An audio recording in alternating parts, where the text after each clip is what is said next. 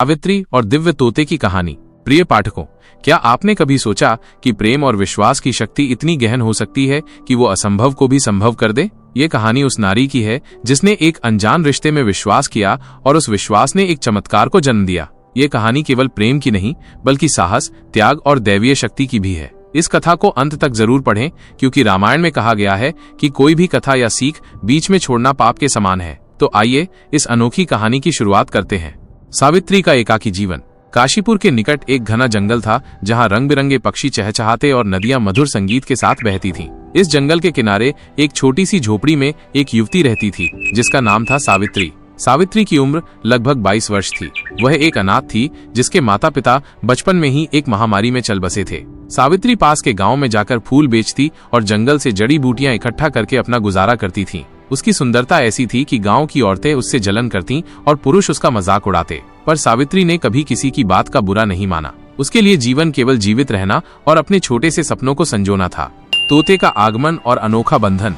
एक दिन सावित्री जंगल में फूल चुन रही थी। सूरज ढल रहा था और चारों ओर सुनहरा प्रकाश फैल रहा था। तभी एक पेड़ की डाल से एक छोटा सा तोता नीचे उतरा और सावित्री के सामने आकर बैठ गया। उसकी पंखों में इंद्रधनुषी रंग थे और उसकी आंखें ऐसी चमक रही थीं मानो कोई गहरा रहस्य छिपा हो। सावित्री थोड़ा डर गई, लेकिन जब तोते ने कोई हरकत नहीं की और केवल उसे देखता रहा तो वो शांत हो गई।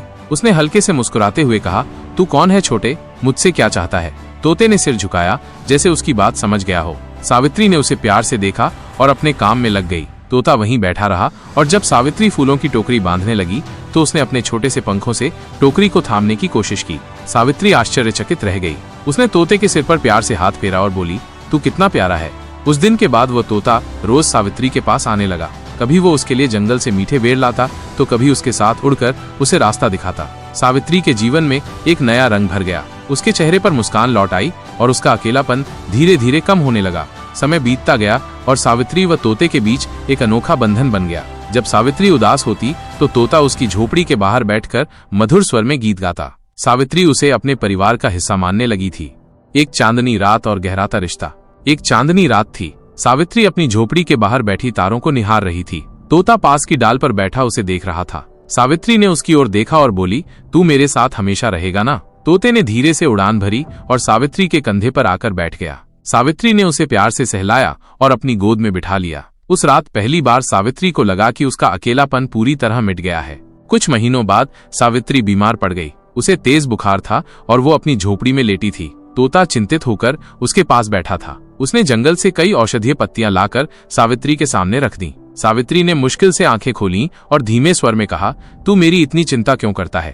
तोते ने उसकी आंखों में देखा। उसकी नजरों में एक गहरी आत्मीयता थी जो शब्दों से परे थी। सावित्री ने तोते का पंख पकड़ा और सो गई। तोता रात भर उसके पास बैठा रहा। कुछ दिनों बाद सावित्री स्वस्थ हो गई, लेकिन अब वो तोते के बिना एक पल भी नहीं रह सकती थी। दोनों एक दूसरे की आदत बन चुके थे। सावित्री के मन में ये भावना घर कर गई थी कि ये तोता कोई साधारण पक्षी नहीं है। उसमें एक आत्मीय स्पर्श था, जैसे कोई पुरानी आत्मा उसके जीवन में लौट आई हो। रहस्यमयी गर्भ और गांव का तिरस्कार। एक रात भयंकर बारिश हो रही थी। सावित्री अपनी झोपड़ी में बैठी थी और तोता उसके पास आकर बैठ गया। बिजली की चमक में सावित्री ने देखा कि तोते की आंखें असामान्य रूप से चमक रही थीं। उसने तोते के सिर पर हाथ फेरा और कहा, क्या तू हमेशा मेरे साथ रहेगा? तोते ने धीरे से सावित्री की गोद में सिर रख दिया। सावित्री की आंखों से आंसू बह निकले। उसे लगा कि उसके जीवन का खालीपन अब पूरी तरह भर गया है। उस रात उसने तोते को गले से लगा लिया और उसे एक अजीब सी शांति का अनुभव हुआ, जैसे वह किसी अपने को वर्षों बाद पा गई हो। कुछ समय बाद सावित्री को अपने शरीर में अजीब बदलाव महसूस होने लगे। उसे मितली आने लगी। उसकी भूख बढ़ गई और उसका शरीर बदलने लगा। चिंतित होकर वह गांव की दाई के पास गई। दाई ने जांच के बाद कहा, सावित्री, तू गर्भवती है। ये सुनकर सावित्री स्तब्ध रह गई। उसने कहा, ये कैसे संभव है? मेरा तो कोई पति नहीं है। दाई ने उसकी आंखों में देखा और बोली, पर यह सत्य है बेटी। सावित्री उलझन में पड़ गई। वह घर लौटी और सोचने लगी कि ये कैसे हो सकता है। उसे वह रात याद आई जब उसने तोते को अपनी गोद में लिया था और उसे एक गहन शांति का अनुभव हुआ था। क्या ये संभव है कि तोता ही उसके गर्भ का कारण हो? ये सोचकर वो डर गई। अब सावित्री हर दिन तोते को देखती, लेकिन उसके मन में भय और संकोच घर कर गया था। तोता पहले की तरह उसके आसपास रहता, कभी फल लाता, कभी उसकी मदद करता, लेकिन सावित्री के मन में सवाल उठने लगे। क्या ये प्रेम था या कोई चमत्कार? क्या ये तोता साधारण पक्षी था या कोई देवता? सावित्री इन सवालों से घिरी थी, लेकिन उसके पास कोई जवाब नहीं था। धीरे धीरे ये बात गांव में फैल गई कि सावित्री गर्भवती है। गांव वाले उसका मजाक उड़ाने लगे। एक अनाथ लड़की का गर्भ, जरूर कोई पाप किया होगा। कुछ औरतें कहती, कहीं जंगल का कोई भूत तो नहीं इसका पीछा कर रहा। सावित्री इन बातों से परेशान थी। वो जानती थी कि उसने कभी किसी पुरुष के साथ संबंध नहीं बनाया, फिर भी ये गर्भ कैसे संभव था। उसे बार बार वही बरसात की रात याद आती थी। पंचायत और तोते का रहस्य। एक दिन सावित्री अपनी झोपड़ी के बाहर बैठी थी। तोता पास की डाल पर बैठा उसे देख रहा था। सावित्री ने उसकी ओर देखा और बोली, क्या तू जानता है कि मेरे साथ क्या हो रहा है? तोते ने उसकी आंखों में देखा। उसकी नजरों में वही गहरी चमक थी। सावित्री की आंखें भर आईं।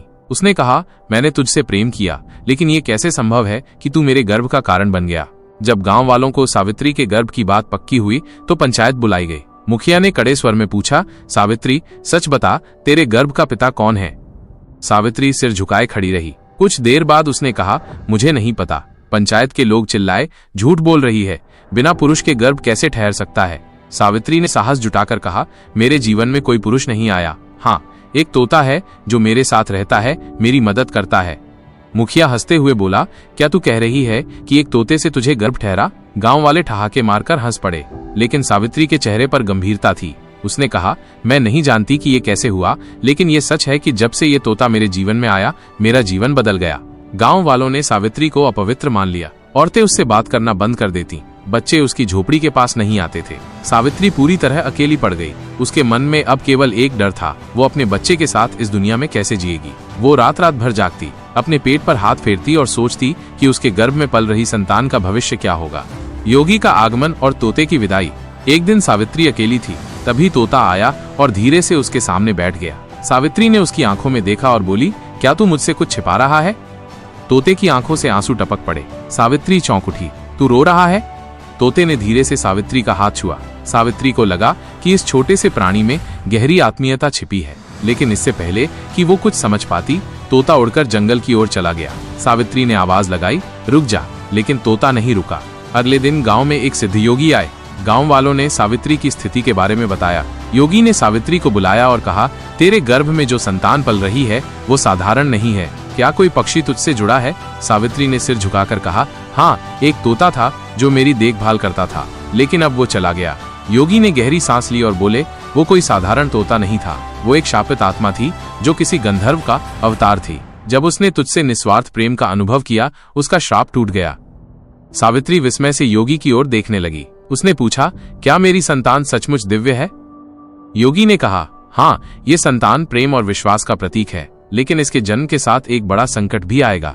सावित्री ने डरते हुए पूछा, कैसा संकट? योगी बोले, यह संतान विशेष शक्तियों से युक्त होगी, लेकिन अंधकार की शक्तियां इसे नष्ट करने की कोशिश करेंगी। तुझे अपनी संतान की रक्षा करनी होगी। सावित्री ने पूछा, पर वो तोता कहाँ गया? योगी ने कहा, वो अपने वास्तविक स्वरूप में लौट चुका है, लेकिन जब संकट आएगा वो जरूर लौटेगा। राक्षस का हमला और तोते का बचाव।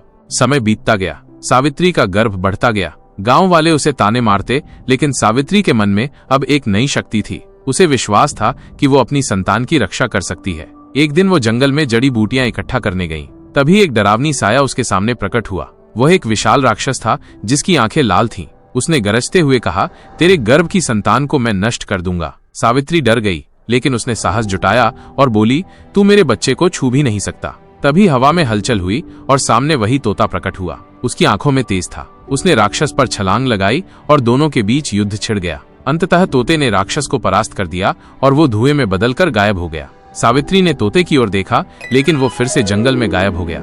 आशा का जन्म और दिव्य आशीर्वाद। सावित्री अब समझ चुकी थी कि उसका गर्भ कोई साधारण संतान नहीं है। गर्भ का समय पूरा होने वाला था। एक रात भयंकर आंधी आई। सावित्री अपनी झोपड़ी में थी, तभी उसे तेज दर्द हुआ। वो जमीन पर बैठ गई। तभी वही तोता प्रकट हुआ। उसने सावित्री के सिर पर पंख फेरा। सावित्री को लगा जैसे एक दिव्य शक्ति उसमें समा रही हो। धीरे धीरे एक शिशु के रोने की आवाज सुनाई दी। सावित्री की गोद में एक दिव्य बालिका थी, जिसके शरीर से स्वर्णिम प्रकाश निकल रहा था।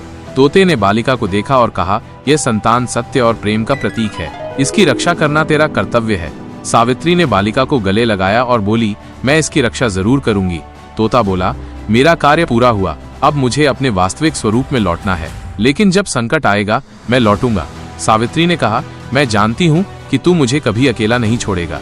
तोता स्वर्णिम प्रकाश में लुप्त हो गया। सावित्री ने अपनी बेटी का नाम रखा आशा। गांव वाले जो पहले सावित्री को ताने मारते थे, अब उसे देवी मानने लगे। सावित्री ने आशा का पालन पोषण प्रेम और साहस से किया। उसे विश्वास था कि जब भी संकट आएगा, वो तोता जो अब एक गंधर्व था, उसकी रक्षा के लिए लौटेगा। ये कहानी प्रेम, विश्वास और दैवीय शक्ति की है। यह सिखाती है कि निस्वार्थ प्रेम और साहस से कोई भी संकट पार किया जा सकता है। प्रिय पाठकों, यदि आपको यह कथा पसंद आई तो इसे अपने दिल में संजोएं और प्रेम व विश्वास की शक्ति को कभी न भूलें। जय श्री राम। ये कहानी हमें क्या सिखाती है? क्या आप किसी ऐसे क्षण को याद कर सकते हैं जब प्रेम या विश्वास ने आपके लिए असंभव को संभव बना दिया हो? आपको ये वीडियो पसंद आया हो तो लाइक करना न भूलें और चैनल को सब्सक्राइब जरूर करें। ऐसे ही और वीडियो देखने के लिए अभी सब्सक्राइब बटन दबाएं और घंटी का आइकन भी दबा दें ताकि कोई भी नया वीडियो आपसे छूटे ना। आपके एक सब्सक्राइब से मुझे बहुत सपोर्ट मिलता है, तो प्लीज सब्सक्राइब करें। सब्सक्राइब करना बिल्कुल मुफ्त है और इससे आप हमारी कम्युनिटी का हिस्सा बन जाएंगे। तो इंतजार किसका है, अभी सब्सक्राइब